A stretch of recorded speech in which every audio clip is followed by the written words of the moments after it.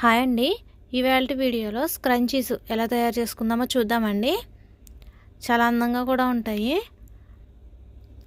దీనికోసం satin cloth తీసుకుని ఒక 6 ఇంచులు వెడల్పు ఉండి 44 ఇంచులు పొడవు ఉండాలండి. 6 inches with 44 inches length mark చేసుకుని కట్ చేసుకోవాలండి. కట్ చేసుకున్న తర్వాత చివరి 2 కొసలు కలుపుకుని ఇలా స్టిచ్ వేసుకోవాలి. స్టిచ్ వేసుకున్న తర్వాత చూడండి, లోపల ఉన్న క్లాత్ని మడిచి పెట్టుకుని పై క్లాత్ మీద కుట్టు వేసుకోవాలండి. ఒకసారి వీడియోలో చూపిస్తున్నట్టుగా వీడియోలో చూస్తే మీకు క్లారిటీగా అర్థమవుతుంది. ఒక 1/2 ఇంచు ఖర్చుతో స్టిచ్ వేసుకోవాలి.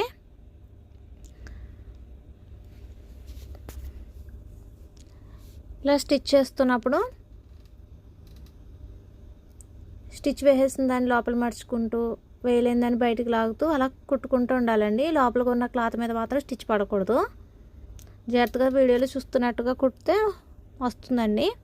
ఒక 1 ఇంచు గ్యాప్ ఉంచుకుని కుట్టు వేసుకోవాలి. ఆ 1 ఇంచు గ్యాప్లోంచి లోపల ఉన్న క్లాత్ని బయటికి లాగాలండి. ఇలా చేయడం వల్ల ఫినిషింగ్ అన్నది బాగుంటుంది. మీకు నచ్చితే ఐరన్ చేసుకోవచ్చు అండి. తర్వాత నేను మామూలుగా ఐరన్ ఏం చేయట్లేదు, జస్ట్ చూపిస్తున్నాను. చూడండి, చాలా ఈజీగా వచ్చేస్తుంది. తర్వాత 1/2 ఇంచు విత్ ఉన్న 1/2 ఇంచు వెడల్పు ఉన్న ఎలాస్టిక్ తీసుకుని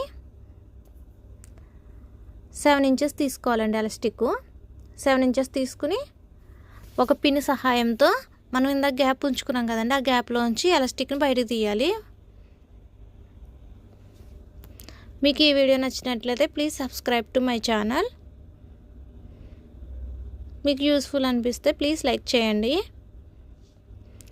ఇలా ఎలాస్టిక్ అంతా బయటకు తీసిన తర్వాత 2 కొసలని కలిపి ఒక కుట్టు వేసుకోవాలండి. టాకలు వేసుకుంటే స్టిఫ్గా ఉంటుంది.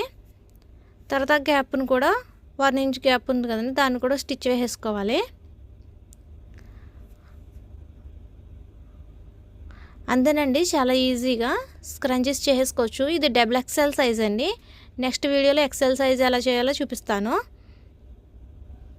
ఇది వాడడం వల్ల హెయిర్ ఫాల్ కూడా కంట్రోల్ అవుతుందండి. మామూలు హెయిర్ బ్యాండ్కి హెయిర్ ఫాల్ ఎక్కువ అవుతుంది కదా.